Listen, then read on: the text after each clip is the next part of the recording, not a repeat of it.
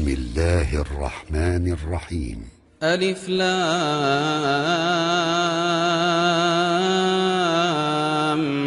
ميم. ذلك الكتاب لا ريب فيه هدى للمتقين الذين يؤمنون بالغيب ويقيمون الصلاة ومما رزقناهم ينفقون والذين يؤمنون بما أنزل إليك وما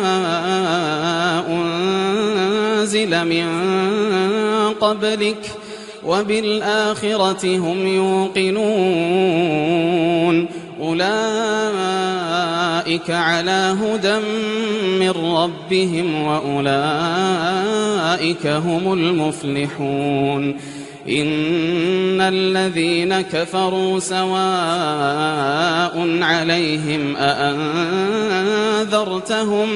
أأنذرتهم أم لم تنذرهم لا يؤمنون. ختم الله على قلوبهم وعلى سمعهم وعلى أبصارهم غشاوة ولهم عذاب عظيم. ومن الناس من يقول آمنا بالله وباليوم الآخر وما هم بمؤمنين يخادعون الله والذين آمنوا وما يخدعون إلا أنفسهم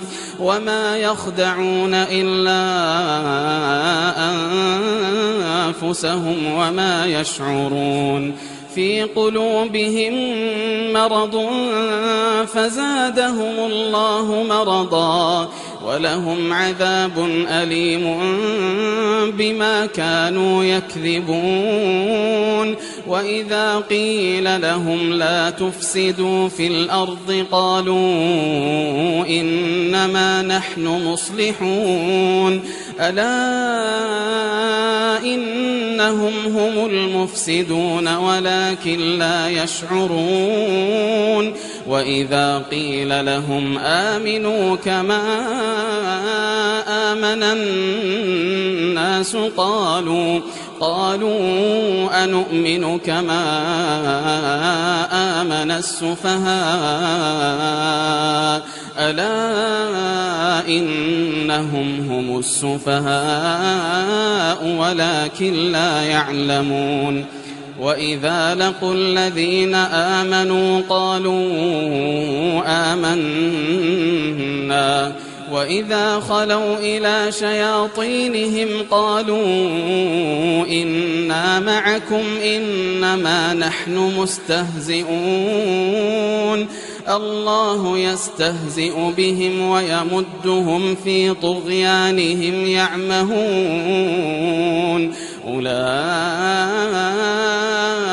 الذين اشتروا الضلالة بالهدى فما ربحت تجارتهم وما كانوا مهتدين. مثلهم كمثل الذي استوقد نارا فلما أضاءت ما حوله ذهب الله بنورهم وتركهم في ظلمات لا يبصرون. صم بكم عمي فهم لا يرجعون. أو كصيب من السماء فيه ظلمات ورعد وبرق يجعلون أصابعهم في آذانهم من الصواعق حذر الموت والله محيط بالكافرين. يكاد البرق يخطف أبصارهم كلما أضاء لهم مشوا فيه وإذا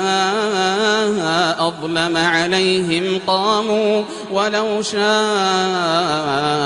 الله لذهب بسمعهم وأبصارهم إن الله على كل شيء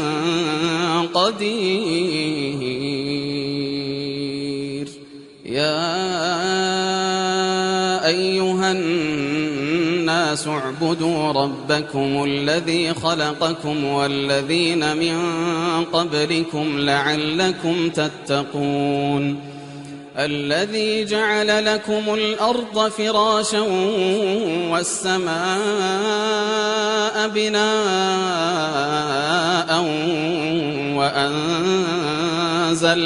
وأنزل من السماء ماء فأخرج به من الثمرات رزقا لكم فلا تجعلوا لله أندادا وأنتم تعلمون. وإن كنتم في ريب مما نزلنا على عبدنا فأتوا بسورة من مثله وادعوا شهداءكم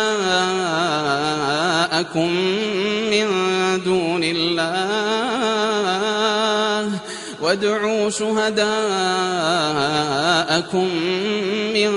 دون الله إن كنتم صادقين. فإن لم تفعلوا ولن تفعلوا فاتقوا النار التي وقودها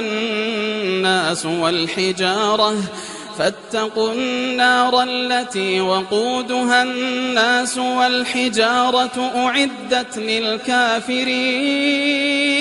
وبشر الذين آمنوا وعملوا الصالحات أن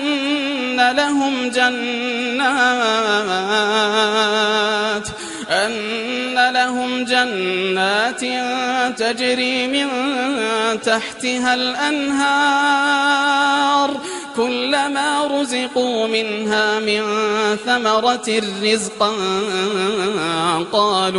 قالوا هذا الذي رزقنا من قبل وأتوا به متشابها ولهم فيها أزواج مطهرة وهم فيها خالدون. إن الله لا يستحيي أن يضرب مثلا ما بعوضة فما فوقها فأما الذين آمنوا فيعلمون أنه الحق من ربهم وأما الذين كفروا فيقولون ماذا أراد الله بهذا مثلا يضل به كثيرا ويهدي به كثيرا وما يضل به إلا الفاسقين الذين ينقضون عهد الله من بعد ميثاقه ويقطعون ما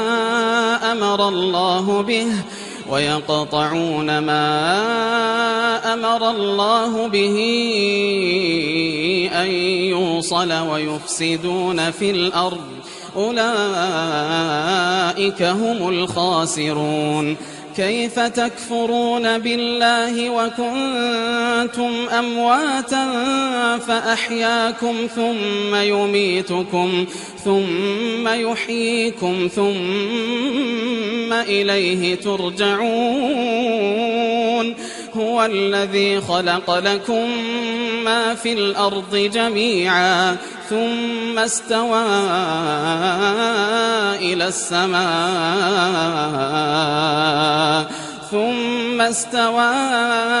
إلى السماء فسواهن 7 سماوات وهو بكل شيء عليم. وإذ قال ربك للملائكة إني جاعل في الأرض خليفة قالوا أتجعل فيها من يفسد فيها ويسفك الدماء ونحن نسبح بحمدك ونقدس لك قال إني أعلم ما لا تعلمون وعلم آدم الأسماء كلها ثم عرضهم على الملائكة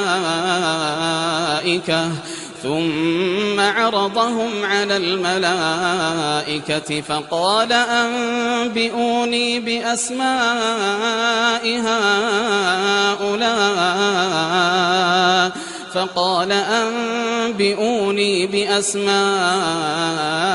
هؤلاء إن كنتم صادقين قالوا سبحانك لا علم لنا إلا ما علمتنا إنك أنت العليم الحكيم قال يا آدم أنبئهم بأسمائهم فلما أنبأهم بأسمائهم قال ألم أقل لكم إني أعلم غيب السماوات والأرض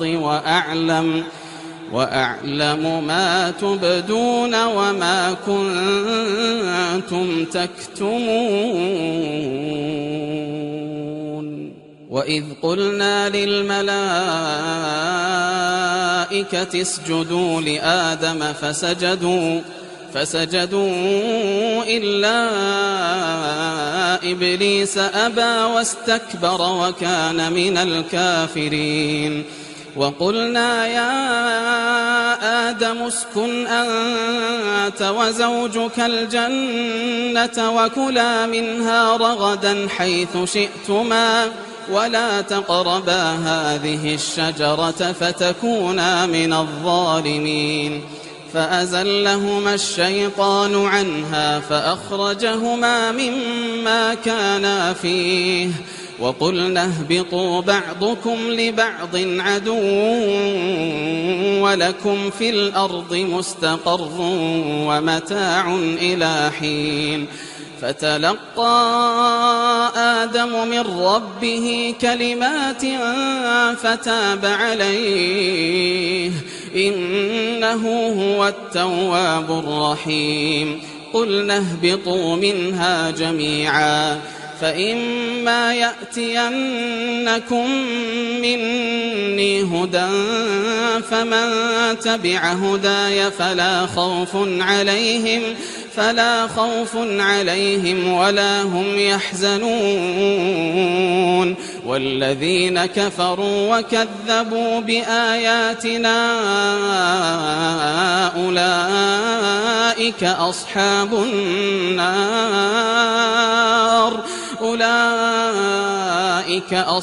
النار هم فيها خالدون يا بني إسرائيل اذكروا نعمتي التي أنعمت عليكم وأوفوا بعهدي أوف بعهدكم وإياي فارهبون وآمنوا بما أنزلت مصدقا لما معكم ولا تكونوا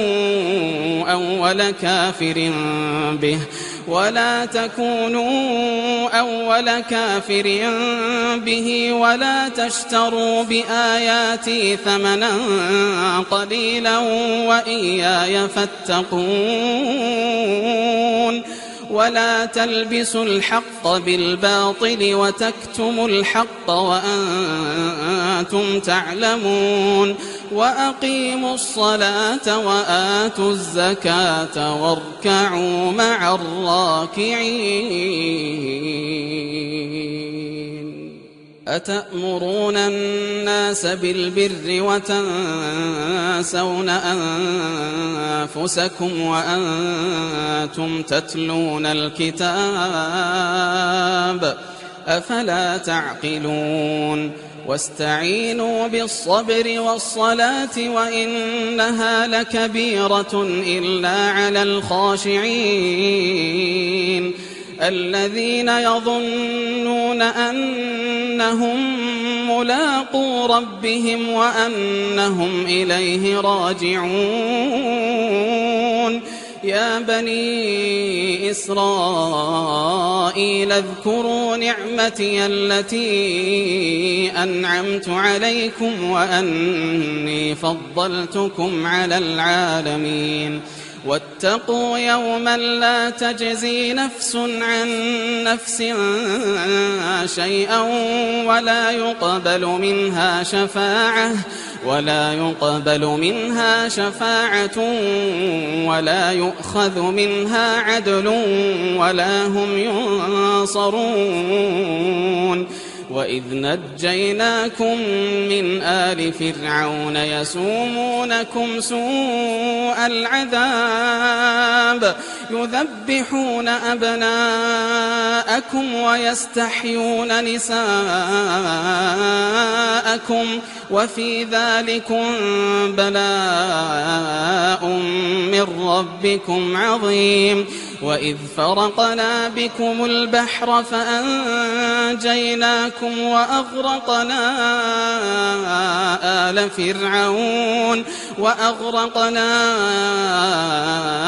آل فرعون وأنتم تنظرون وإذ واعدنا موسى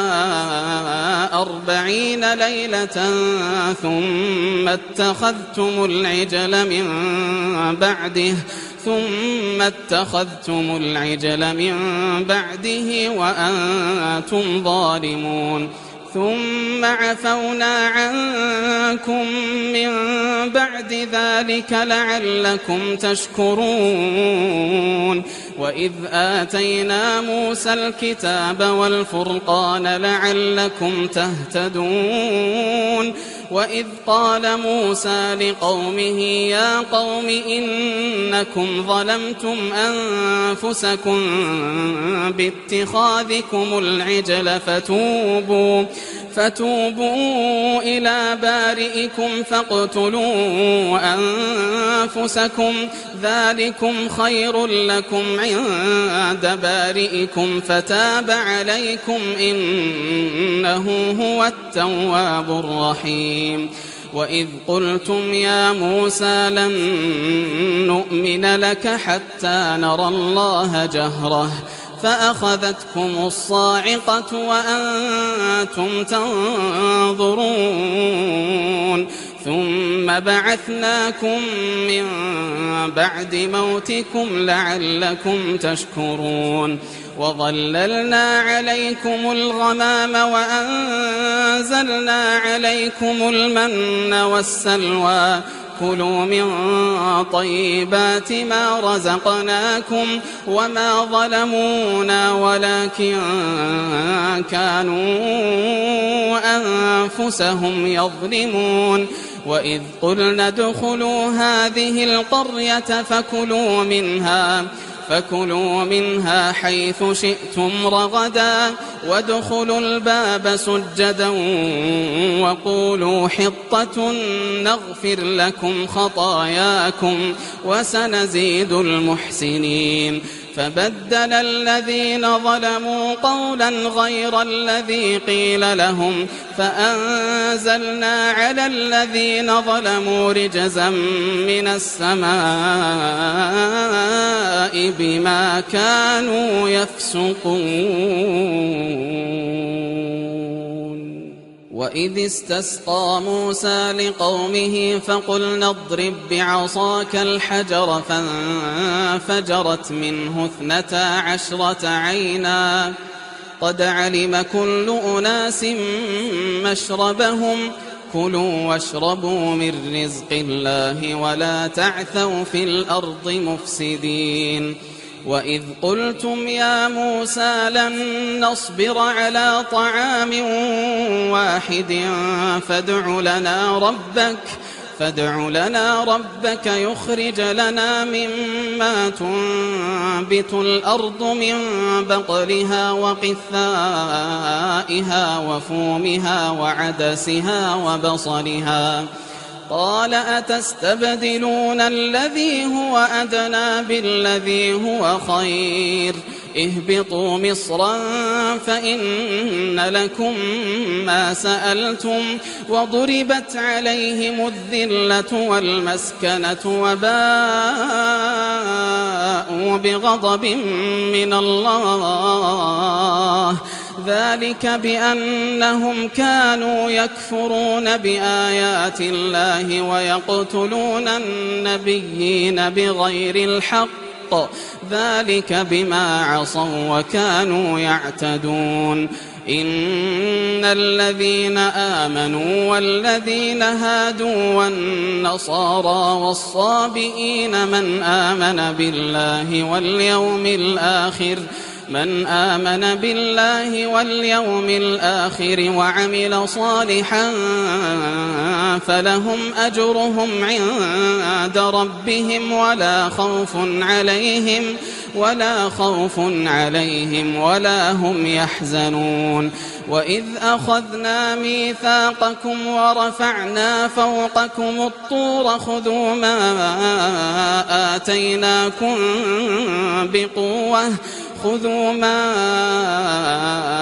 آتيناكم بقوة واذكروا ما فيه لعلكم تتقون ثم توليتم من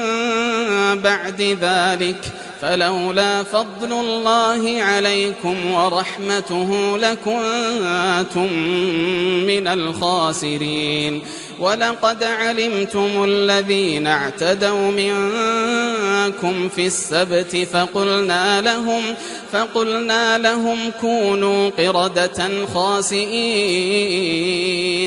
فجعلناها نكالا لما بين يديها وما خلفها وموعظة للمتقين وإذ قال موسى لقومه إن الله يأمركم أن تذبحوا بقرة قالوا أتتخذنا هزوا قال أعوذ بالله أن أكون من الجاهلين قالوا ادع لنا ربك يبين لنا ما هي قال إنه يقول إنها بقرة لا فارض ولا بكر عوان بين ذلك فافعلوا ما تؤمرون قالوا ادع لنا ربك يبين لنا ما لونها قال إنه يقول إنها بقرة صفراء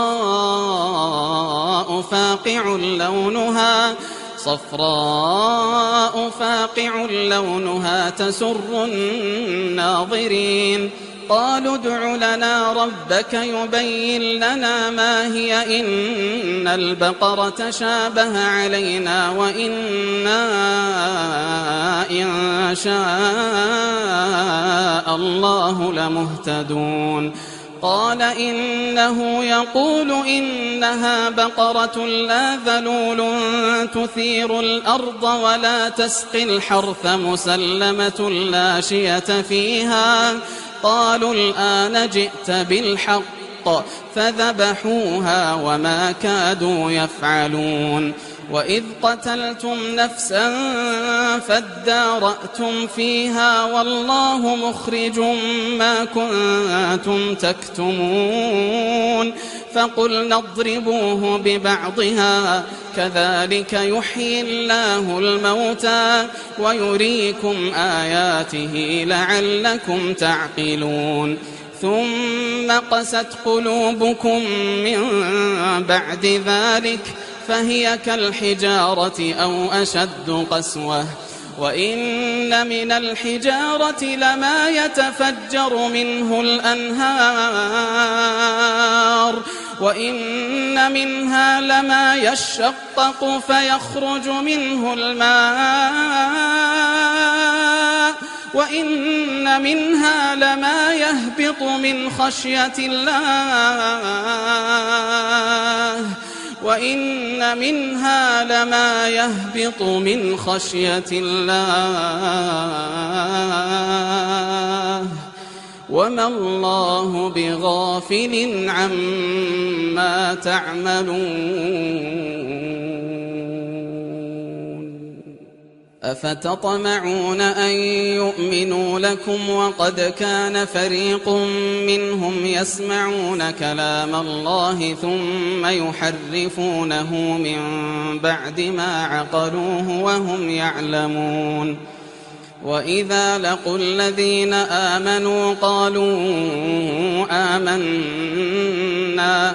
وإذا خلا بعضهم إلى بعض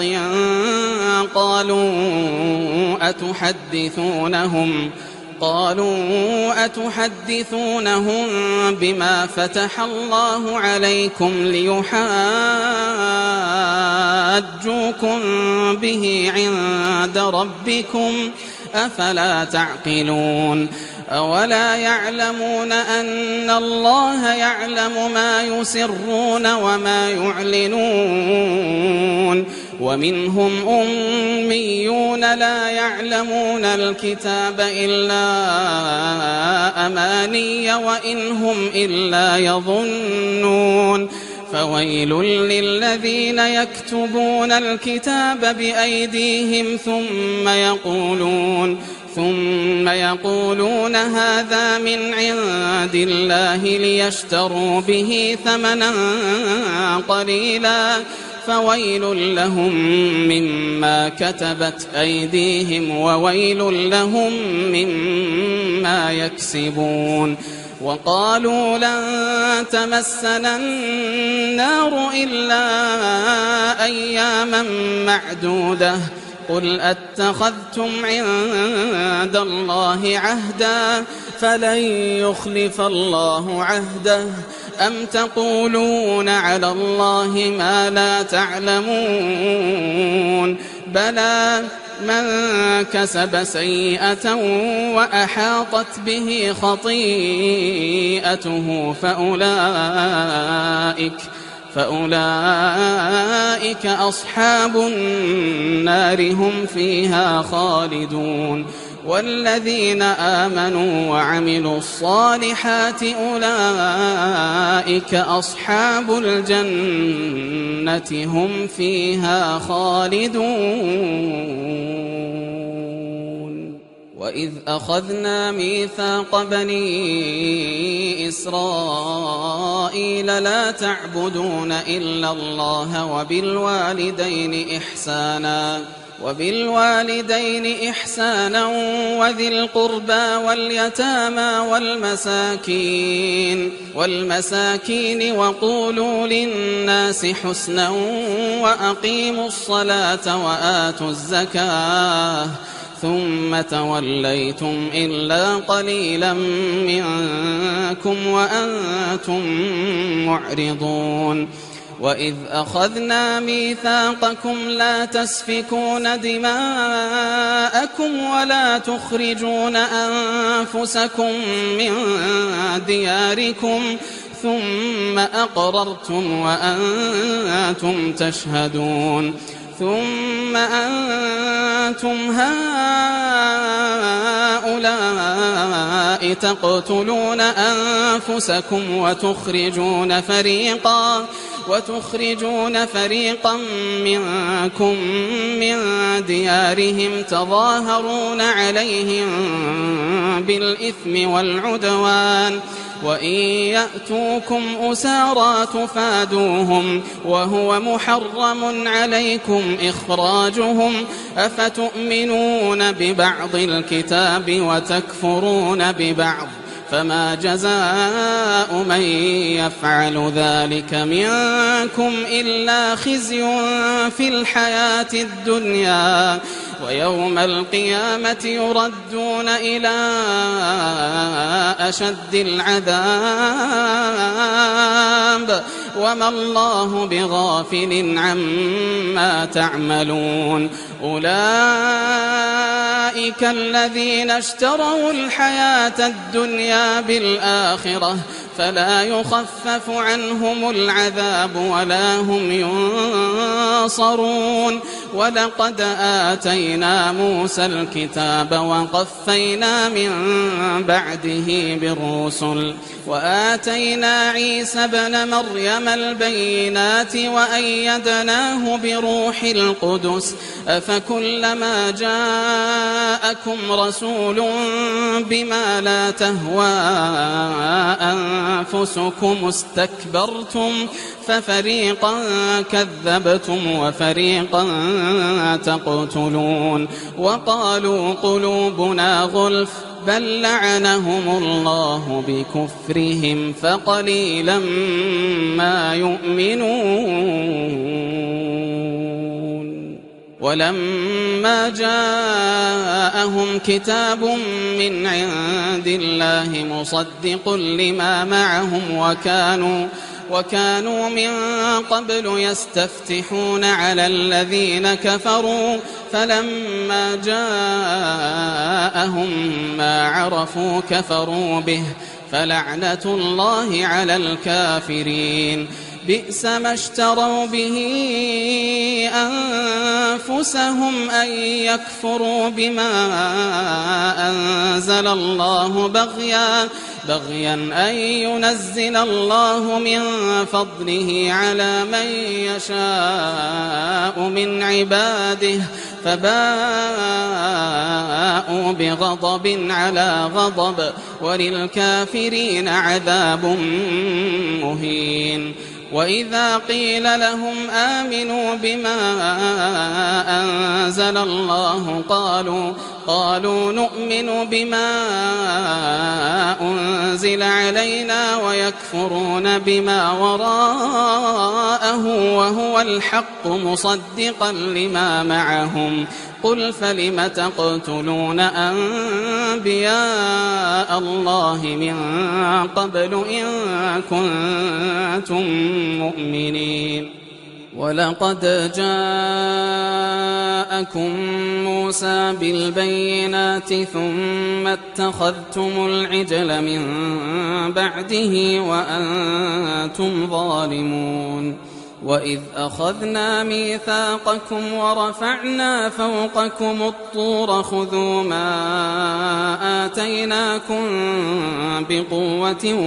واسمعوا قالوا سمعنا وعصينا وأشربوا في قلوبهم العجل بكفرهم قل بئس ما يأمركم به إيمانكم إن كنتم مؤمنين قل إن كانت لكم الدار الآخرة عند الله خالصة من دون الناس فتمنوا الموت إن كنتم صادقين ولن يتمنوه أبدا بما قدمت أيديهم والله عليم بالظالمين ولتجدنهم أحرص الناس على حياة ومن الذين أشركوا يود أحدهم لو يعمر ألف سنة وما هو بمزحزحه من العذاب أن يعمر والله بصير بما يعملون قل من كان عدوا لجبريل فإنه نزله على قلبك بإذن الله مصدقا لما بين يديه وهدى وبشرى للمؤمنين من كان عدوا لله وملائكته ورسله وجبريل وميكال فإن الله عدو للكافرين. ولقد أنزلنا إليك آيات بينات وما يكفر بها إلا الفاسقون. أوكلما عاهدوا عهدا نبذه فريق منهم بل أكثرهم لا يؤمنون. ولما جاءهم رسول من عند الله مصدق لما معهم نبذ فريق من الذين أوتوا الكتاب كتاب الله وراء ظهورهم كأنهم لا يعلمون. واتبعوا ما تتلو الشياطين على ملك سليمان وما كفر سليمان ولكن الشياطين كفروا يعلمون الناس السحر وما أنزل على الملكين ببابل هاروت وماروت وما يعلمان من أحد حتى يقولا إنما نحن فتنة فلا تكفر فيتعلمون منهما ما يفرقون به بين المرء وزوجه وما هم بضارين به من أحد إلا بإذن الله ويتعلمون ما يضرهم ولا ينفعهم ولقد علموا لمن اشتراه ما له في الآخرة من خلاق ولبئس ما شروا به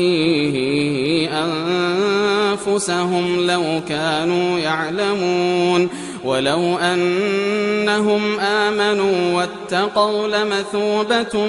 من عند الله خير لو كانوا يعلمون. يا أيها الذين آمنوا لا تقولوا راعنا وقولوا انظرنا واسمعوا وللكافرين عذاب أليم. ما يود الذين كفروا من أهل الكتاب ولا المشركين أن ينزل عليكم من خير من ربكم والله يختص برحمته من يشاء والله ذو الفضل العظيم. ما ننسخ من آية أو ننسها نأت بخير منها أو مثلها. ألم تعلم أن الله على كل شيء قدير. ألم تعلم أن الله له ملك السماوات والأرض وما لكم من دون الله من ولي ولا نصير. أم تريدون أن تسألوا رسولكم كما سئل موسى من قبل ومن يتبدل الكفر بالإيمان فقد ضل سواء السبيل. ود كثير من أهل الكتاب لو يردونكم من بعد إيمانكم كفارا حسدا من عند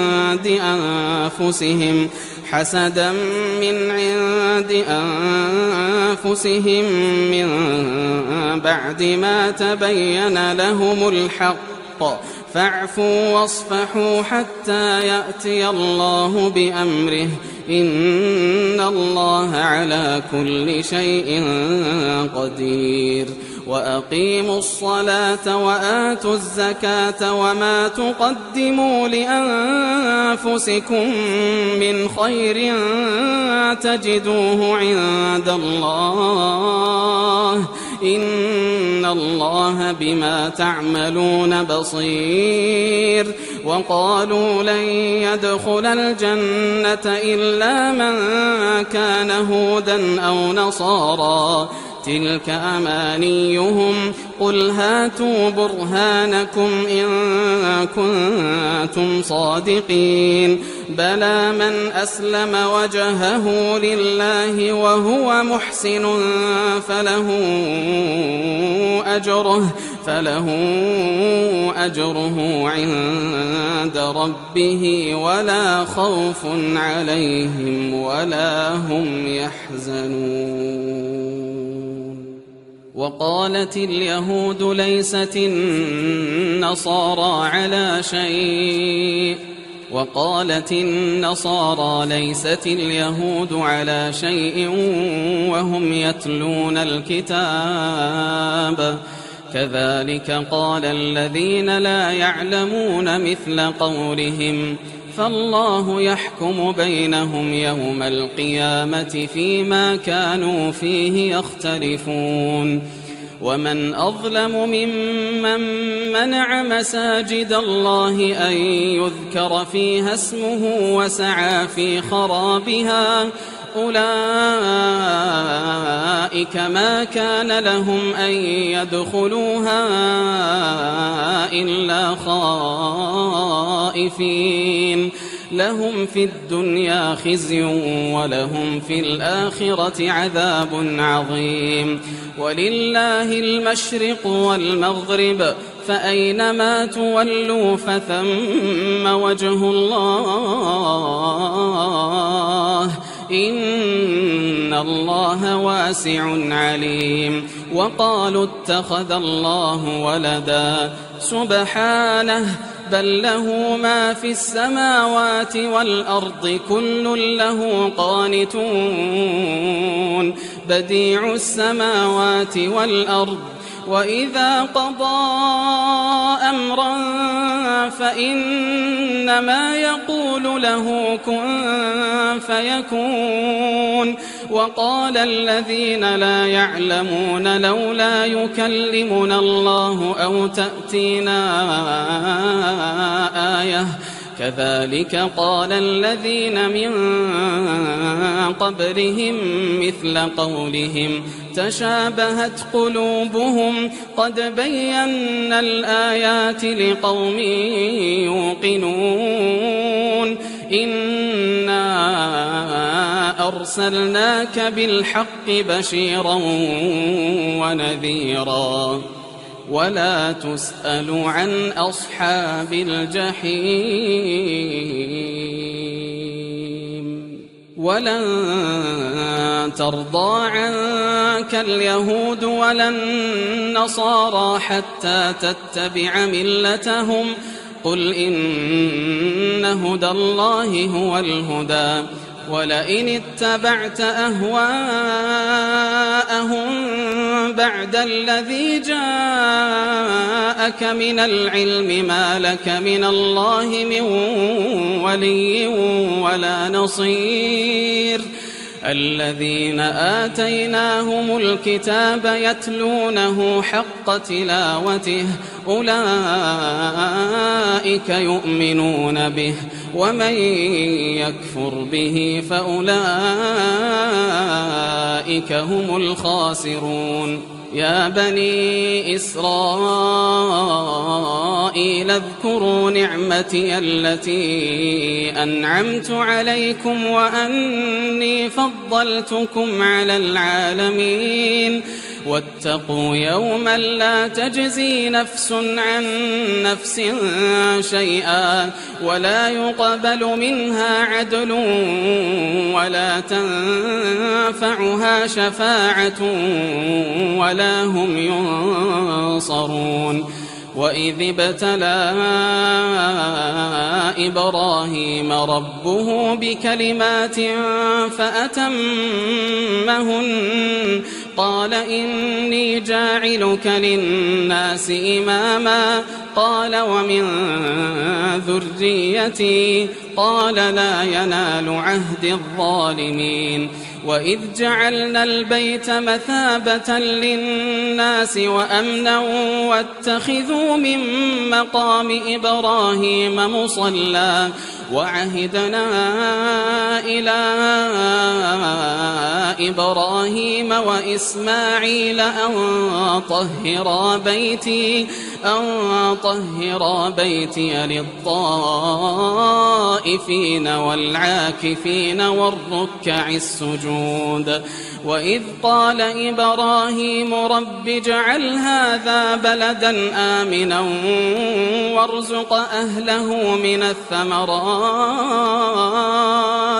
وارزق أهله من الثمرات من آمن منهم بالله واليوم الآخر قال ومن كفر فأمتعه قليلا ثم أضطره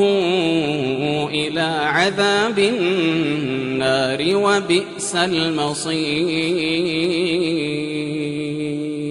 وإذ يرفع إبراهيم القواعد من البيت وإسماعيل ربنا تقبل منا إنك أنت السميع العليم ربنا وجعلنا مسلمين لك ومن ذريتنا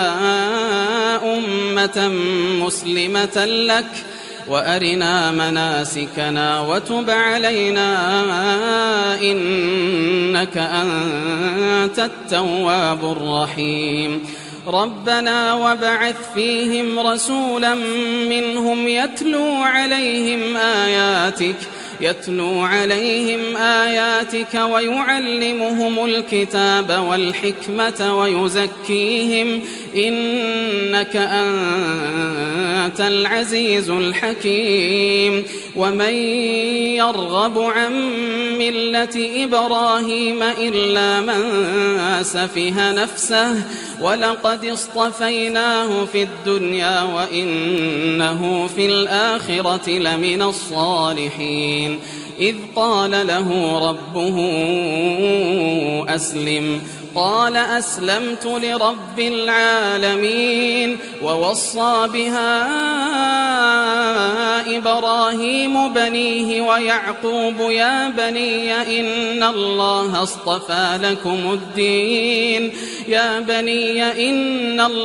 اصطفى لكم الدين فلا تموتن إلا وأنتم مسلمون أم كنتم شهداء إذ حضر يعقوب الموت إذ قال لبنيه ما تعبدون من بعدي قالوا نعبد إلهك وإله آبائك إبراهيم وإسماعيل وإسحاق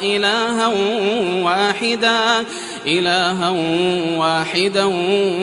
ونحن له مسلمون تلك أمة قد خلت لها ما كسبت ولكم ما كسبتم ولا تسألون عما كانوا يعملون وقالوا كونوا هودا أو نصارى تهتدوا قل بل ملة إبراهيم حنيفا وما كان من المشركين قولوا آمنا بالله وما أنزل إلينا وما أنزل إلى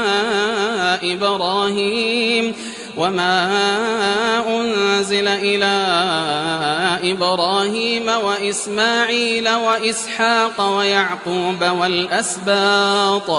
والأسباط وما أوتي موسى وعيسى وما أوتي النبيون من ربهم لا نفرق بين أحد منهم ونحن له مسلمون فإن آمنوا بمثل ما آمنتم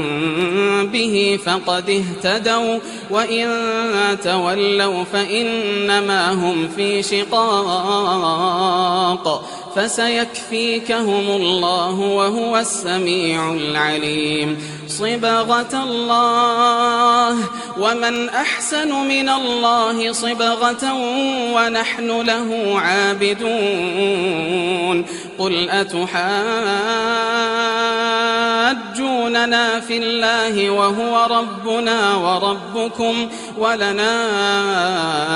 أعمالنا ولكم أعمالكم ونحن له مخلصون أم تقولون إن إبراهيم وإسماعيل وإسحاق ويعقوب والأسباط كانوا هودا أو نصارى قل أأنتم أعلم أم الله ومن أظلم ممن كتم شهادة عنده من الله وما الله بغافل عما تعملون تلك أمة قد خلت لها ما كسبت ولكم ما كسبتم ولا تسألون عما كانوا يعملون سيقول السفهاء من الناس ما ولاهم عن قبلتهم التي كانوا عليها قل لله المشرق والمغرب يهدي من يشاء إلى صراط مستقيم وكذلك جعلناكم أمة وسطا لتكونوا شهداء على الناس ويكون الرسول عليكم شهيدا وما جعلنا القبلة التي كنت عليها إلا لنعلم من يتبع الرسول ممن ينقلب على عقبيه وإن كانت لكبيرة إلا على الذين هدى الله وما كان الله ليضيع إيمانكم إن الله بالناس لرؤوف رحيم قد نرى تقلب وجهك في السماء فلنولينك قبلة ترضاها فول وجهك شطر المسجد الحرام وحيث ما كنتم فولوا وجوهكم شطره وإن الذين أوتوا الكتاب ليعلمون أنه الحق من ربهم وما الله بغافل عما يعملون ولئن أتيت الذين أوتوا الكتاب بكل آية ما تبعوا قبلتك وما أنت بتابع قبلتهم وما بعضهم بتابع قبلة بعض ولئن اتبعت أهواءهم من بعد ما جاءك من العلم إنك إذا لمن الظالمين الذين آتيناهم الكتاب يعرفونه كما يعرفون أبناءهم وإن فريقا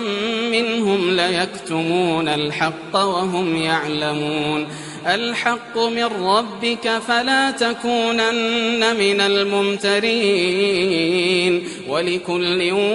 وجهة هو موليها فاستبقوا الخيرات أينما تكونوا يأتي بكم الله جميعا إن الله على كل شيء قدير ومن حيث خرجت فول وجهك شطر المسجد الحرام وإنه للحق من ربك وما الله بغافل عما تعملون ومن حيث خرجت فول وجهك شطر المسجد الحرام وحيث ما كنتم فولوا وجوهكم شطره لئلا يكون للناس عليكم حجة إلا الذين ظلموا منهم فلا تخشوهم واخشوني ولأتم نعمتي عليكم ولعلكم تهتدون كما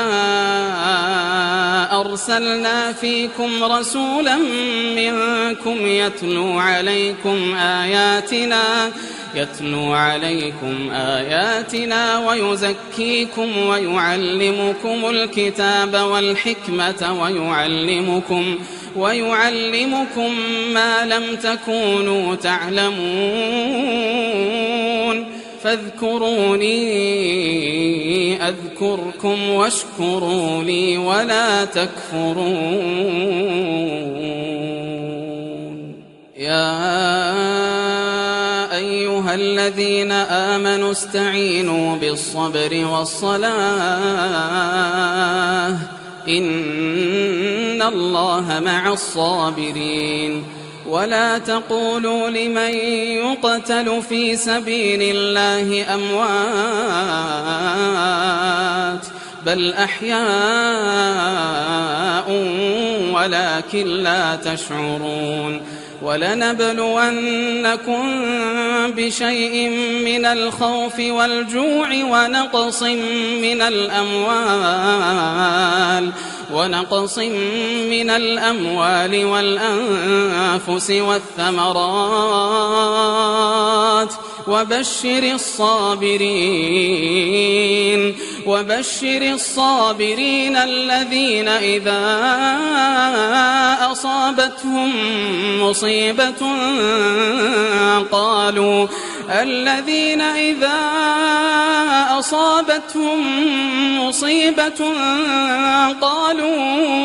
إنا لله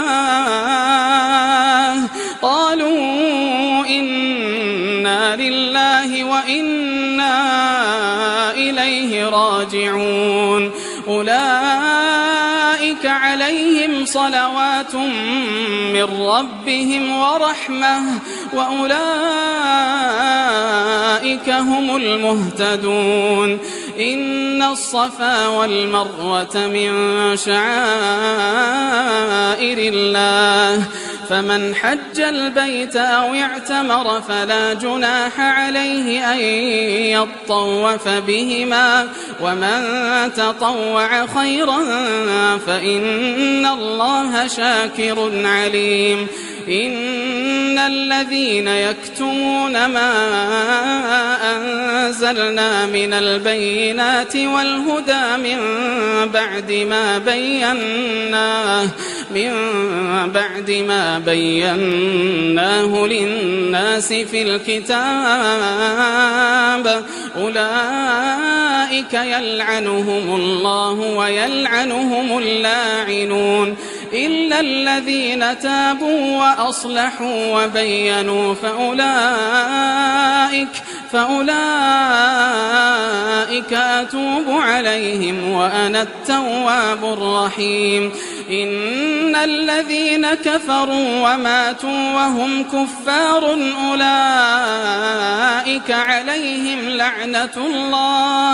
أولئك عليهم لعنة الله والملائكة والناس أجمعين خالدين فيها لا يخفف عنهم العذاب ولا هم ينظرون وإلهكم إله واحد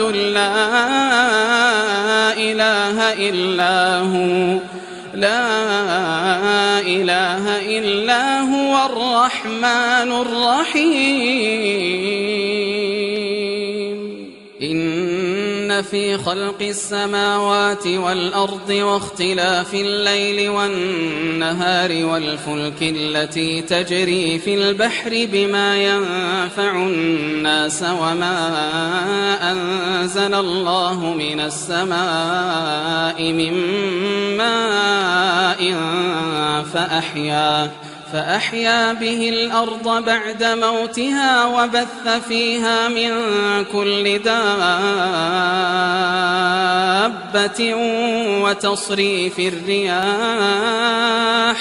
وتصريف الرياح والسحاب المسخر بين السماء والأرض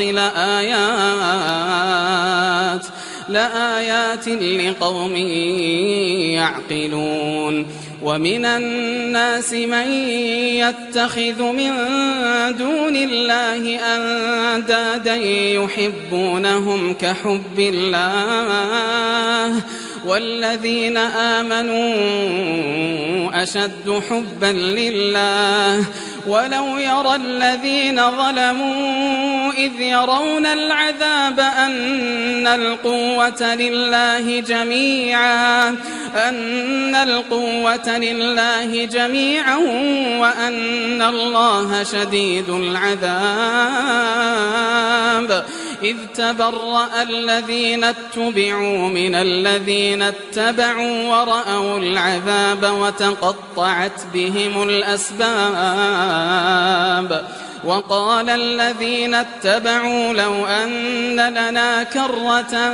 فنتبرأ منهم كما تبرأوا منا كذلك يريهم الله أعمالهم حسرات عليهم وما هم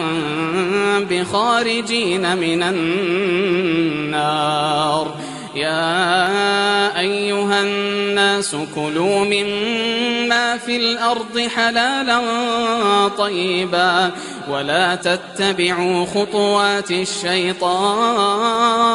إنه لكم عدو مبين إنما يأمركم بالسوء والفحشاء وأن تقولوا على الله ما لا تعلمون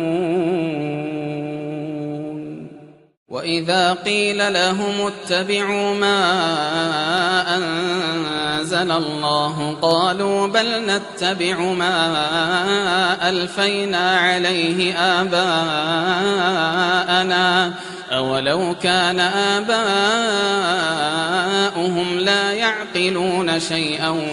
ولا يهتدون ومثل الذين كفروا كمثل الذي ينعق بما لا يسمع إلا دعاء ونداء صم بكم عمي فهم لا يعقلون يا أيها الذين آمنوا كلوا من طيبات ما رزقناكم واشكروا لله إن كنتم إياه تعبدون إنما حرم عليكم الميتة والدم ولحم الخنزير وما أهل به لغير الله فمن اضطر غير باغ ولا عاد فلا إثم عليه إن الله غفور رحيم إن الذين يكتمون ما أنزل الله من الكتاب ويشترون به ثمنا قليلا أولئك ما يأكلون في بطونهم إلا النار ولا يكلمهم الله يوم القيامة ولا يزكيهم ولهم عذاب أليم أولئك الذين اشتروا الضلالة بالهدى والعذاب بالمغفرة فما أصبرهم على النار ذلك بأن الله نزل الكتاب بالحق وإن الذين اختلفوا في الكتاب لفي شقاق بعيد ليس البر أن تولوا وجوهكم قبل المشرق والمغرب ولكن البر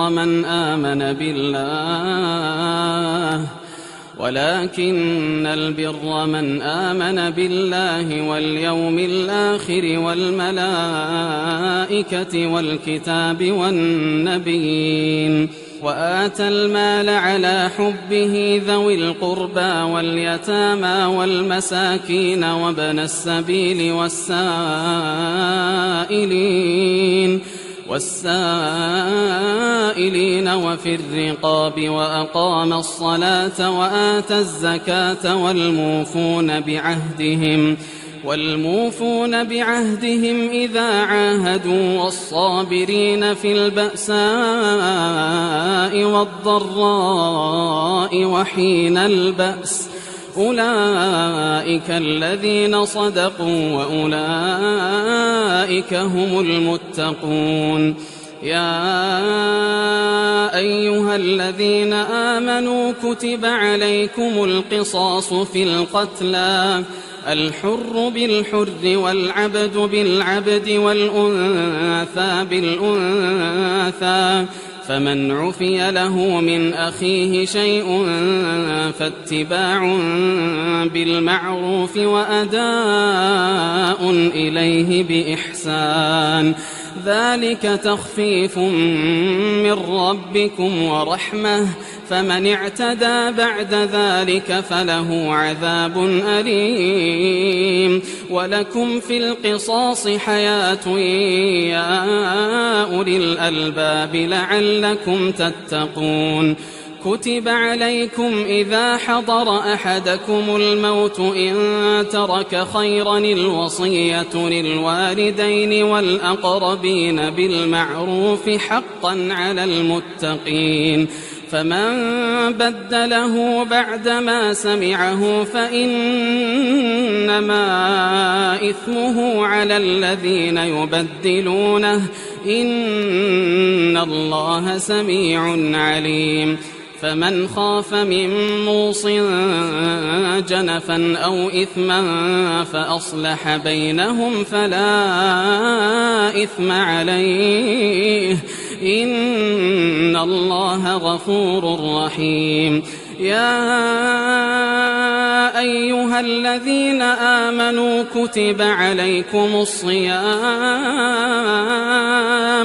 كتب عليكم الصيام كما كتب على الذين من قبلكم لعلكم تتقون أياما معدودات فمن كان منكم مريضا أو على سفر فعدة من أيام أخر وعلى الذين يطيقونه فدية طعام مسكين فمن تطوع خيرا فهو خير له وأن تصوموا خير لكم إن كنتم تعلمون شهر رمضان الذي أنزل فيه القرآن هدى للناس وبينات من الهدى والفرقان فمن شهد منكم الشهر فليصمه ومن كان مريضا أو على سفر فعدة من أيام أخر يريد الله بكم اليسر ولا يريد بكم العسر ولتكملوا العدة ولتكبروا الله على ما هداكم ولعلكم تشكرون وإذا سألك عبادي عني فإني قريب أجيب دعوة الداع إذا دعان فليستجيبوا لي وليؤمنوا بي وليؤمنوا بي لعلهم يرشدون. أحل لكم ليلة الصيام الرفث إلى نسائكم هن لباس لكم وأنتم لباس لهن علم الله أنكم كنتم تختانون أنفسكم فتاب عليكم وعفى عنكم فالآن باشروهن وابتغوا ما كتب الله لكم وكلوا واشربوا حتى يتبين لكم الخيط الأبيض من الخيط الأسود من الفجر ثم أتموا الصيام إلى الليل ولا تباشروهن وأنتم عاكفون في المساجد تلك حدود الله فلا تقربوها كذلك يبين الله آياته للناس لعلهم يتقون. ولا تأكلوا أموالكم بينكم بالباطل وتدلوا بها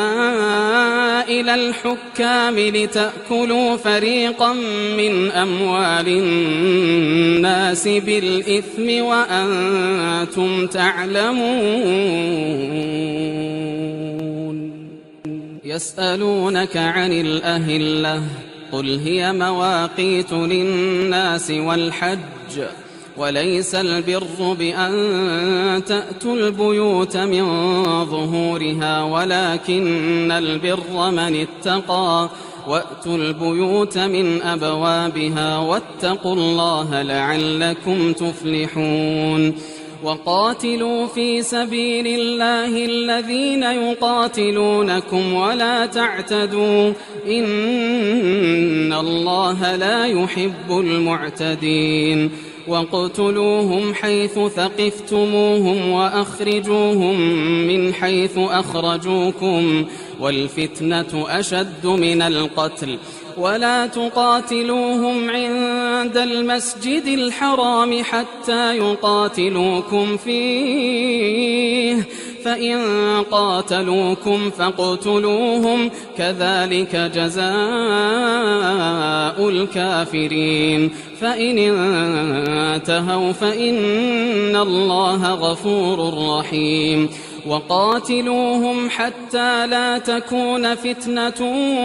ويكون الدين لله فإن انتهوا فلا عدوان إلا على الظالمين. الشهر الحرام بالشهر الحرام والحرمات قصاص فمن اعتدى عليكم فاعتدوا عليه بمثل ما اعتدى عليكم واتقوا الله واعلموا أن الله مع المتقين. وأنفقوا في سبيل الله ولا تلقوا بأيديكم إلى التهلكة وأحسنوا إن الله يحب المحسنين. وأتموا الحج والعمرة لله فإن أحصرتم فما استيسر من الهدي ولا تحلقوا رؤوسكم حتى يبلغ الهدي محله فمن كان منكم مريضا أو به أذى من رأسه ففدية من صيام أو صدقة أو نسك. فإذا أمنتم فمن تمتع بالعمرة إلى الحج فما استيسر من الهدي فمن لم يجد فصيام 3 أيام في الحج و7 إذا رجعتم تلك 10 كاملة ذلك لمن لم يكن أهله حاضر المسجد الحرام. واتقوا الله واعلموا أن الله شديد العقاب. الحج أشهر معلومات، فمن فرض فيهن الحج فلا رفث ولا فسوق ولا جدال في الحج، وما تفعلوا من خير يعلمه الله، وتزودوا فإن خير الزاد التقوى، واتقون يا أولي الألباب. ليس عليكم جناح أن تبتغوا فضلا من ربكم، فإذا أفضتم من عرفات فاذكروا الله عند المشعر الحرام، واذكروه كما هداكم وإن كنتم من قبله لمن الضالين. ثم أفيضوا من حيث أفاض الناس واستغفروا الله، إن الله غفور رحيم. فإذا قضيتم مناسككم فاذكروا الله كذكركم آباءكم أو أشد ذكرا. فمن الناس من يقول ربنا آتنا في الدنيا وما له في الآخرة من خلاق، ومنهم من يقول ربنا آتنا في الدنيا حسنة، ومنهم من يقول ربنا آتنا في الدنيا حسنة وفي الآخرة حسنة وقنا عذاب النار. أولئك لهم نصيب مما كسبوا والله سريع الحساب. واذكروا الله في أيام معدودات، فمن تعجل في يومين فلا إثم عليه، ومن تأخر فلا إثم عليه لمن اتقى.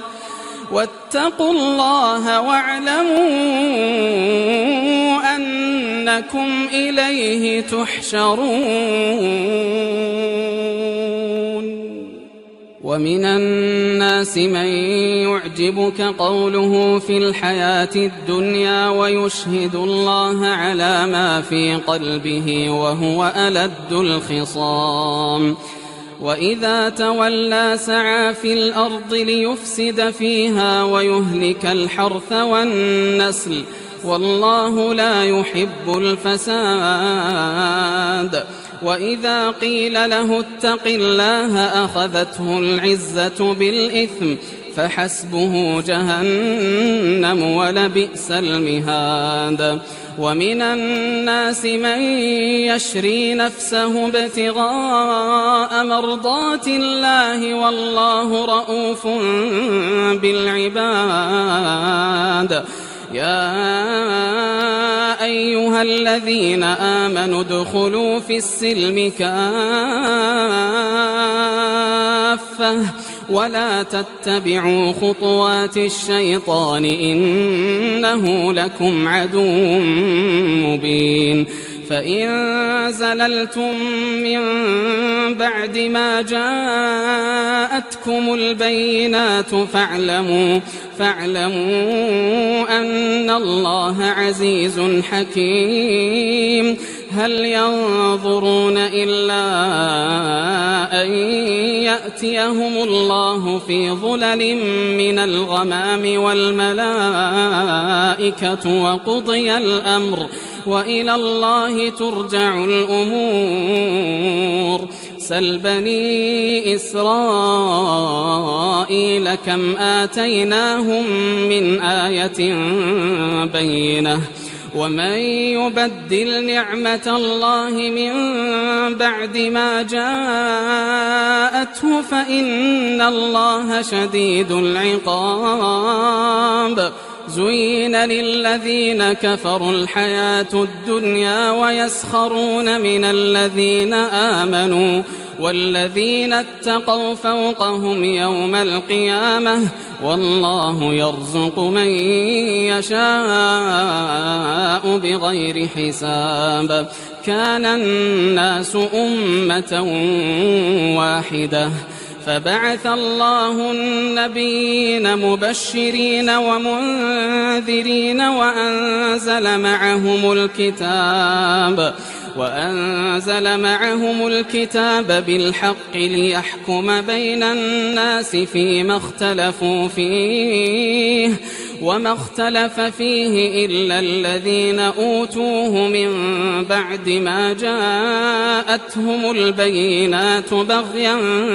بينهم فهدى الله الذين آمنوا لما اختلفوا فيه من الحق بإذنه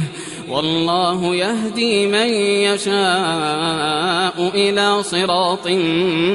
مستقيم. أم حسبتم أن تدخلوا الجنة ولما يأتكم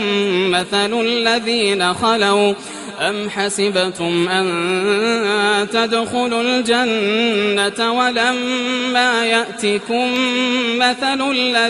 خلوا ولما يأتكم مثل الذين خلوا من قبلكم مستهم البأساء والضراء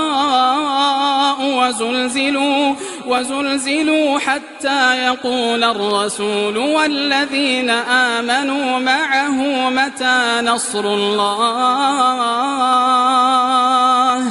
ألا إن نصر الله قريب. يسألونك ماذا ينفقون قل ما أنفقتم من خير فللوالدين والأقربين واليتامى والمساكين وابن السبيل وما تفعلوا من خير فإن الله به عليم. كتب عليكم القتال وهو كره لكم وعسى أن تكرهوا شيئا وهو خير لكم وعسى أن تحبوا شيئا وهو شر لكم والله يعلم وأنتم لا تعلمون. يسألونك عن الشهر الحرام قتال فيه قل قتال فيه كبير وصد عن سبيل الله وكفر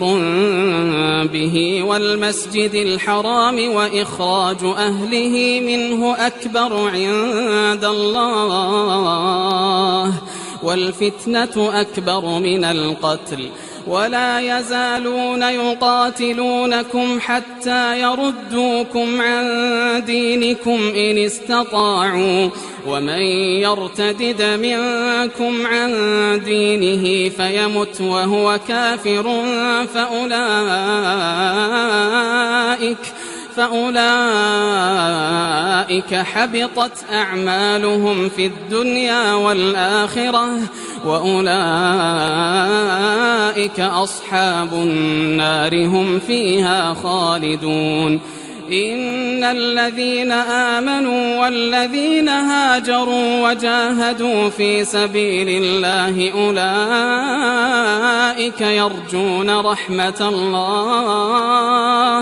والله غفور رحيم. يسألونك عن الخمر والميسر قل فيهما إثم كبير ومنافع للناس وإثمهما أكبر من نفعهما ويسألونك ماذا ينفقون قل العفو كذلك يبين الله لكم الآيات لعلكم تتفكرون في الدنيا والآخرة ويسألونك عن اليتامى قل إصلاح لهم خير وإن تخالطوهم فإخوانكم والله يعلم المفسد من المصلح ولو شاء الله لأعنتكم إن الله عزيز حكيم ولا تنكحوا المشركات حتى يؤمنوا ولأمة مؤمنة خير من مشركة ولو أعجبتكم ولا تنكحوا المشركين حتى يؤمنوا ولعبد مؤمن خير من مشرك ولو أعجبكم أولئك يدعون إلى النار والله يدعو إلى الجنة والمغفرة بإذنه ويبين آياته للناس لعلهم يتذكرون ويسألونك عن المحيض قل هو أذى فاعتزلوا النساء في المحيض ولا تقربوهن حتى يطهرن فإذا تطهرن فأتوهن من حيث أمركم الله إن الله يحب التوابين ويحب المتطهرين نساؤكم حرث لكم فأتوا حرثكم أنى شئتم وقدموا لأنفسكم واتقوا الله واعلموا أنكم ملاقوه وبشر المؤمنين ولا تجعلوا الله عرضة لأيمانكم أن تبروا وتتقوا وتصلحوا بين الناس والله سميع عليم لا يؤاخذكم الله باللغو في أيمانكم ولكن يؤاخذكم بما كسبت قلوبكم والله غفور حليم للذين يؤلون من نسائهم تربص 4 أشهر فإن فاءوا فإن الله غفور رحيم وإن عزموا الطلاق فإن الله سميع عليم والمطلقات يتربصن بأنفسهن 3 قروء ولا يحل لهن أن يكتمن ما خلق الله في أرحامهن إن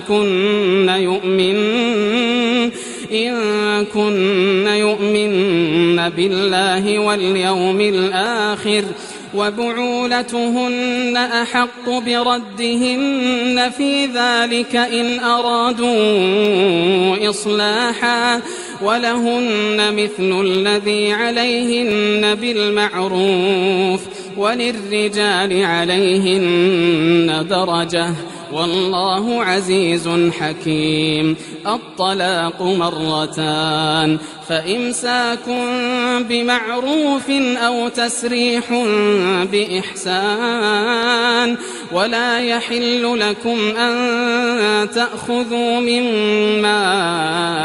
آتيتموهن شيئا إلا أن يخافا ألا يقيما حدود الله فإن خفتم ألا يقيما حدود الله فلا جناح عليهما فيما افتدت به تلك حدود الله فلا تعتدوها ومن يتعد حدود الله فأولئك هم الظالمون فإن طلقها فلا تحل له من بعد حتى تنكح زوجا غيره فإن طلقها فلا جناح عليهما أن يتراجعا إن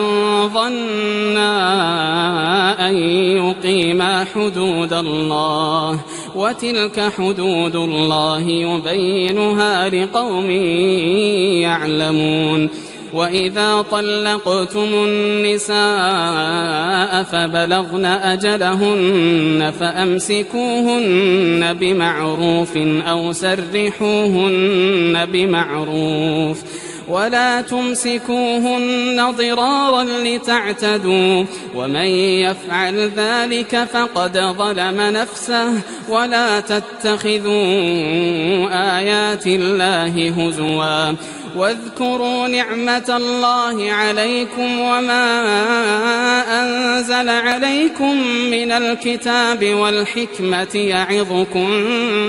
به، واتقوا الله واعلموا أن الله بكل شيء عليم. وإذا طلقتم النساء فبلغن أجلهن فلا تعضلوهن أن ينكحن أزواجهن إذا تراضوا بينهم بالمعروف، ذلك يوعظ به من كان منكم يؤمن بالله واليوم الآخر، ذلكم أزكى لكم وأطهر، والله يعلم وأنتم لا تعلمون. والوالدات يرضعن أولادهن حولين كاملين لمن أراد أن يتم الرضاعة، وعلى المولود له رزقهن وكسوتهن بالمعروف، لا تكلف نفس إلا وسعها، لا تضار والدة بولدها ولا مولود له بولده، وعلى الوارث مثل ذلك، فإن أرادا فصالا عن تراض منهما وتشاور فلا جناح عليهما. وإن أردتم أن تسترضعوا أولادكم فلا جناح عليكم إذا سلمتم ما آتيتم بالمعروف، واتقوا الله واعلموا أن الله بما تعملون بصير. والذين يتوفون منكم ويذرون أزواجا يتربصن بأنفسهن 4 أشهر و10، فإذا بلغن أجلهن فلا جناح عليكم فيما فعلن في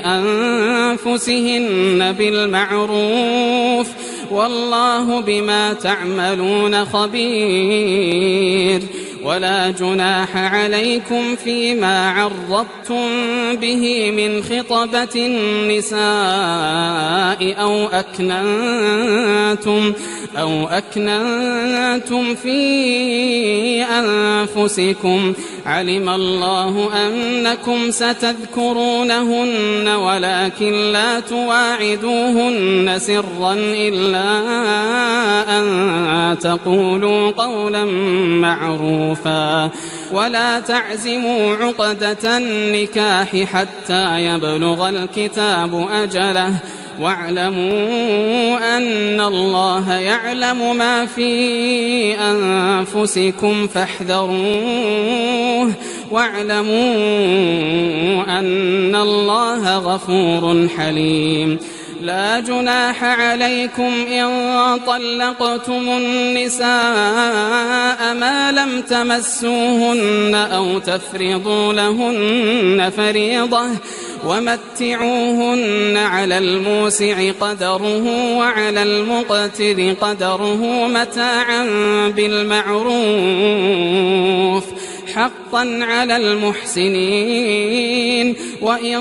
طلقتموهن من قبل أن تمسوهن وقد فرضتم لهن فريضة فنصف ما فرضتم إلا أن يعفون أو يعفو الذي بيده عقدة النكاح وأن تعفوا أقرب للتقوى ولا تنسوا الفضل بينكم إن الله بما تعملون بصير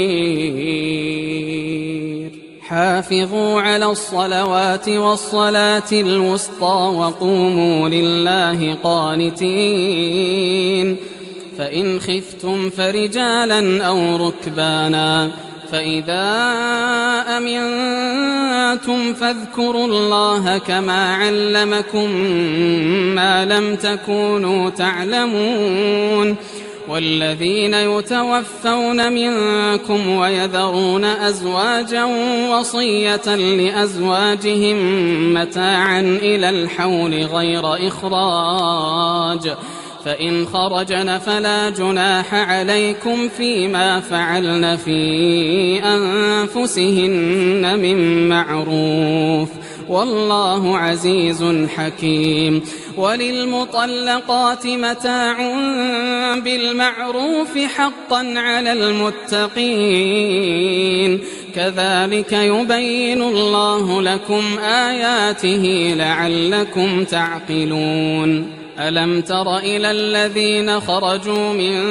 ديارهم وهم ألوف حذر الموت فقال لهم الله موتوا ثم أحياهم إن الله لذو فضل على الناس ولكن أكثر الناس لا يشكرون وقاتلوا في سبيل الله واعلموا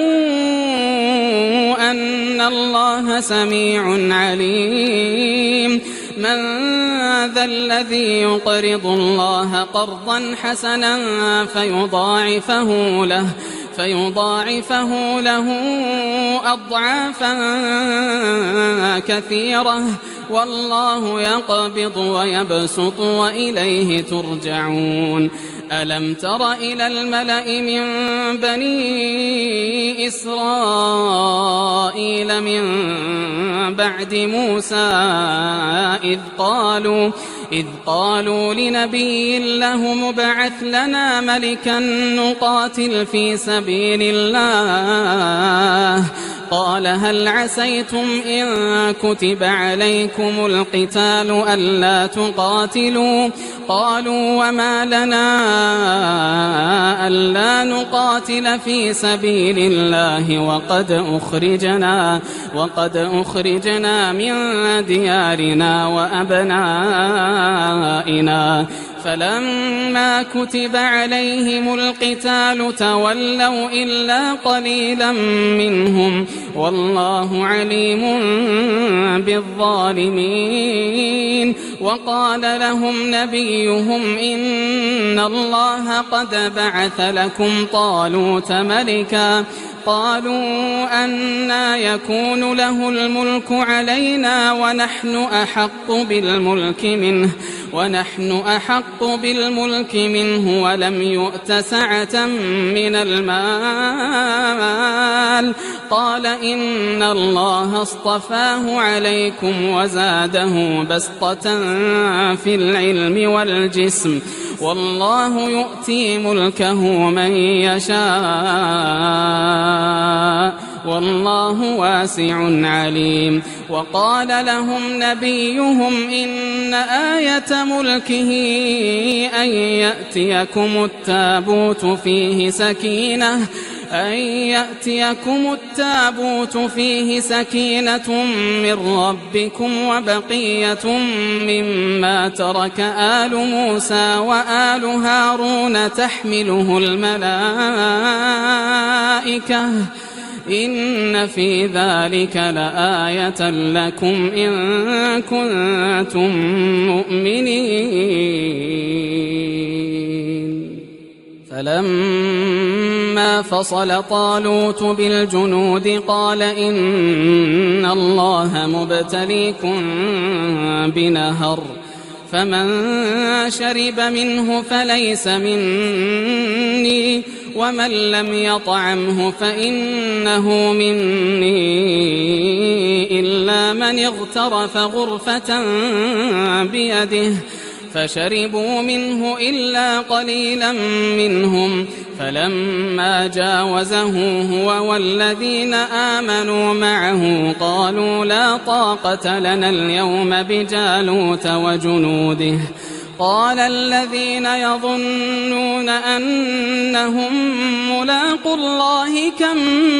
من فئة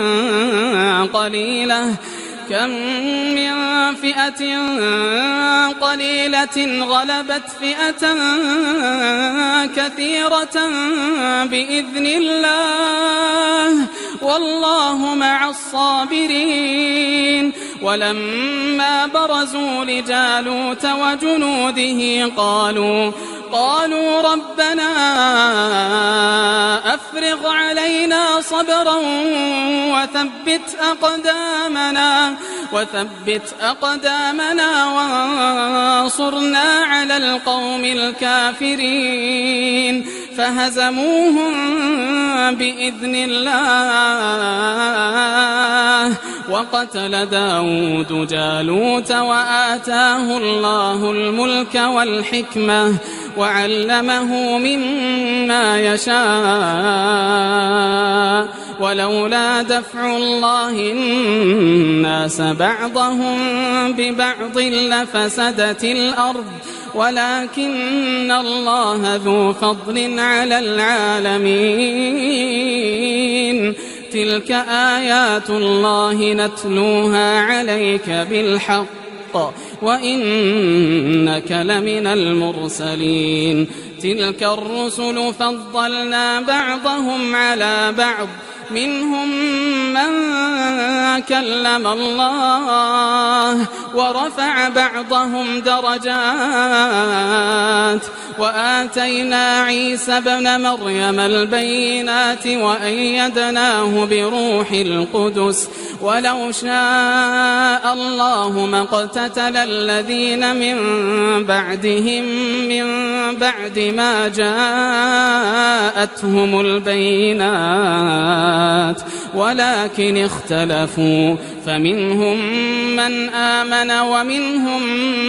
من كفر ولو شاء الله ما اقتتلوا ولكن الله يفعل ما يريد يا أيها الذين آمنوا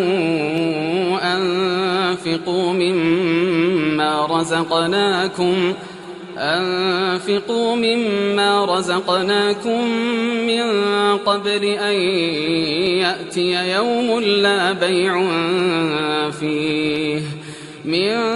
قبل أن يأتي يوم لا بيع فيه ولا خلة ولا شفاعة والكافرون هم الظالمون الله لا إله إلا هو الحي القيوم لا تأخذه سنة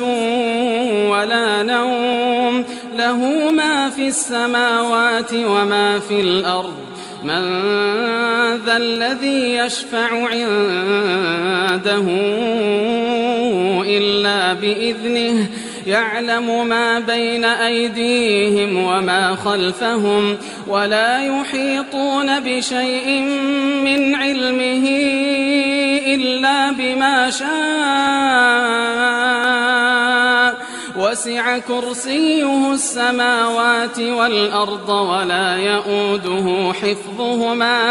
ولا يؤوده حفظهما وهو العلي العظيم لا إكراه في الدين قد تبين الرشد من الغي فمن يكفر بالطاغوت ويؤمن بالله فقد استمسك بالعروة الوثقى لا انفصام لها والله سميع عليم الله ولي الذين آمنوا يخرجهم من الظلمات إلى النور والذين كفروا أولياؤهم الطاغوت يخرجونهم من النور إلى الظلمات أولئك أصحاب النار هم فيها خالدون ألم تر إلى الذي حاج إبراهيم في ربه أن آتاه الله الملك إذ قال إبراهيم ربي الذي يحيي ويميت قال أنا أحيي وأميت قال إبراهيم فإن الله يأتي بالشمس من المشرق فأت بها من المغرب فبهت الذي كفر والله لا يهدي القوم الظالمين أو كالذي مر على قرية وهي خاوية على عروشها قال أنى يحيي هذه الله بعد موتها فأماته الله 100 عام ثم بعثه قال كم لبثت قال لبثت يوما أو بعض يوم قال بل لبثت 100 عام فانظر إلى طعامك وشرابك لم يتسنه وانظر إلى حمارك ولنجعلك آية للناس وانظر إلى العظام كيف ننشزها ثم نكسوها لحما فلما تبين له قال أعلم أن الله على كل شيء قدير وإذ قال إبراهيم رب أرني كيف تحيي الموتى قال أولم تؤمن قال بلى ولكن ليطمئن قلبي قال فخذ 4 من الطير فصرهن إليك ثم اجعل على كل جبل منهن جزءا ثم ادعهن يأتينك سعيا واعلم أن الله عزيز حكيم مثل الذين ينفقون أموالهم في سبيل الله كمثل حبة أنبتت 7 سنابل في كل سنبلة 100 حبة والله يضاعف لمن يشاء والله واسع عليم الذين ينفقون أموالهم في سبيل الله ثم لا يتبعون ما أنفقوا منا ولا أذى لهم أجرهم عند ربهم ولا خوف عليهم ولا هم يحزنون قول معروف ومغفرة خير من صدقة يتبعها أذى والله غني حليم يا أيها الذين آمنوا لا تبطلوا صدقاتكم بالمن والأذى كالذي ينفق ماله رئاء الناس ولا يؤمن بالله واليوم الآخر فمثله كمثل صفوان عليه تراب فأصابه وابل فتركه صلدا لا يقدرون على شيء مما كسبوا والله لا يهدي القوم الكافرين ومثل الذين ينفقون أموالهم ابتغاء مرضات الله وتثبيتا من أنفسهم كمثل جنة بربوة أصابها وابل فآتت أكلها ضعفين فإن لم يصبها وابل فطل والله بما تعملون بصير أيود أحدكم أن تكون له جنة من نخيل وأعناب تجري من تحتها الأنهار له فيها من كل الثمرات وأصابه الكبر وله ذرية ضعفاء فأصابها إعصار فيه نار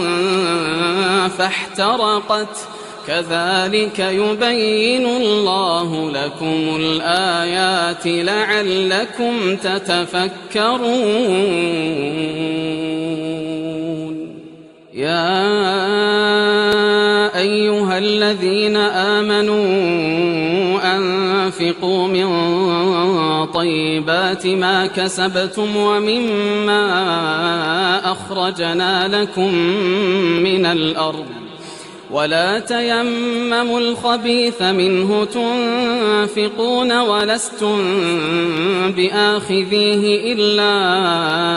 أن تغمضوا فيه واعلموا أن الله غني حميد الشيطان يعدكم الفقر ويأمركم بالفحشاء والله يعدكم مغفرة منه وفضلا والله واسع عليم يؤتي الحكمة من يشاء ومن يؤت الحكمة فقد أوتي خيرا كثيرا وما يذكر إلا أولو الألباب وما أنفقتم من نفقة أو نذرتم من نذر فإن الله يعلمه وما للظالمين من أنصار إن تبدوا الصدقات فنعما هي وإن تخفوها وتؤتوها الفقراء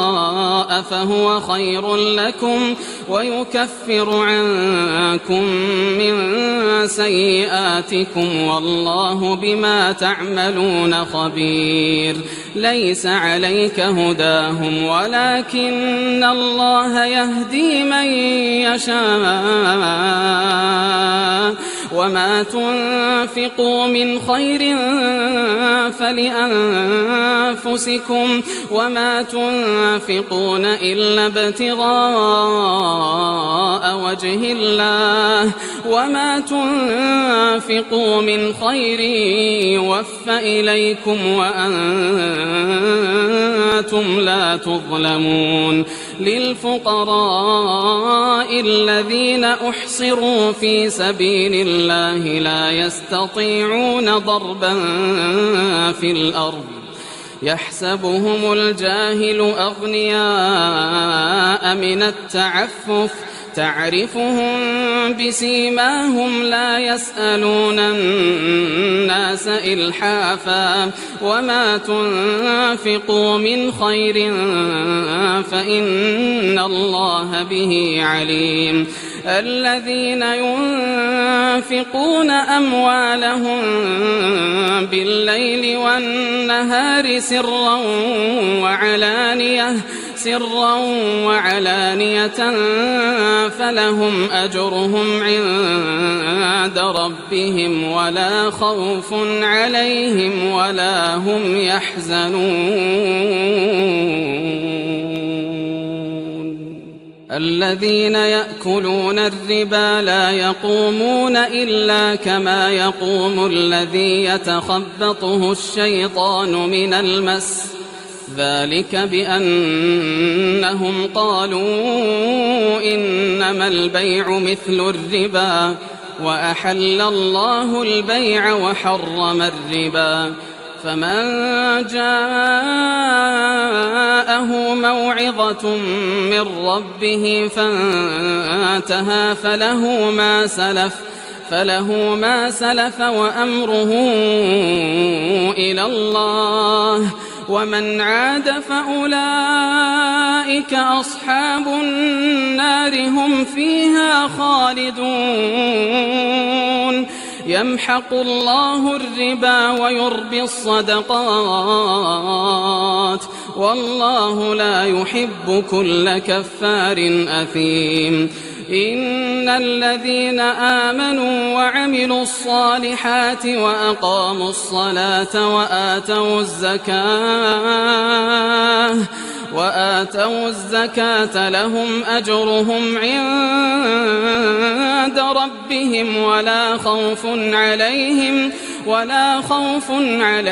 ولا هم يحزنون. يا أيها الذين آمنوا اتقوا الله وذروا ما بقي من الربا إن كنتم مؤمنين، فإن لم تفعلوا فأذنوا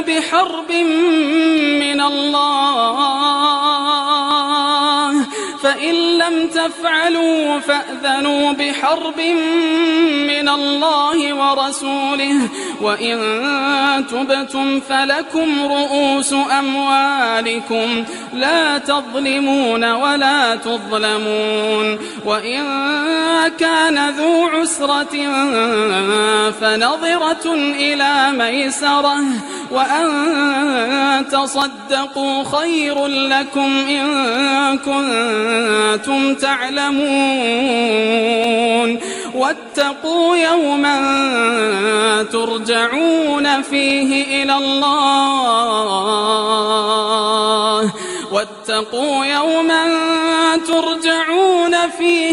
الله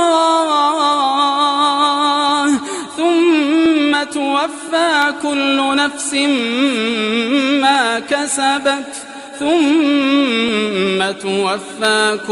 نفس ما كسبت وهم لا يظلمون. يا أيها الذين آمنوا إذا تداينتم بدين إلى أجل مسمى فاكتبوه، وليكتب بينكم كاتب بالعدل، ولا يأب كاتب أن يكتب كما علمه الله، فليكتب وليملل الذي عليه الحق وليتق الله ربه ولا يبخس منه شيئا، فإن كان الذي عليه الحق سفيها أو ضعيفا أو لا يستطيع أن يمل هو فليملل وليه بالعدل، واستشهدوا شهيدين من رجالكم، فإن لم يكونا رجلين فرجل وامرأتان ممن ترضون من الشهداء أن تضل إحداهما فتذكر إحداهما الأخرى، ولا يأبى الشهداء إذا ما دعوا، ولا تسأموا أن تكتبوه صغيرا أو كبيرا إلى أجله، ذلكم أقسط عند الله وأقوم للشهادة وأدنى ألا ترتابوا إلا أن تكون تجارة حاضرة تديرونها بينكم فليس عليكم جناح ألا تكتبوها وأشهدوا إذا تبايعتم ولا يضار كاتب ولا شهيد وإن تفعلوا فإنه فسوق بكم واتقوا الله ويعلمكم الله والله بكل شيء عليم وإن كنتم على سفر ولم تجدوا كاتبا فرهان مقبوضة فإن أمن بعضكم بعضا فليؤدي الذي اؤتمن أمانته وليتق الله ربه ولا تكتموا الشهادة ومن يكتمها فإنه آثم قلبه والله بما تعملون عليم لله ما في السماوات وما في الأرض وإن تبدوا ما في أنفسكم أو تخفوه يحاسبكم به الله فيغفر لمن يشاء ويعذب من يشاء والله على كل شيء قدير آمن الرسول بما أنزل إليه من ربه والمؤمنون كل آمن بالله وملائكته وكتبه ورسله لا نفرق بين أحد من رسله وقالوا سمعنا وأطعنا غفرانك ربنا وإليك المصير لا يكلف الله نفسا إلا وسعها لها ما كسبت وعليها ما اكتسبت ربنا لا تؤاخذنا إن نسينا أو أخطأنا ربنا ولا تحمل علينا إصرا كما حملته على الذين من قبلنا ربنا ولا تحملنا ما لا طاقة لنا به واعف عنا واغفر لنا وارحمنا أنت مولانا فانصرنا على القوم الكافرين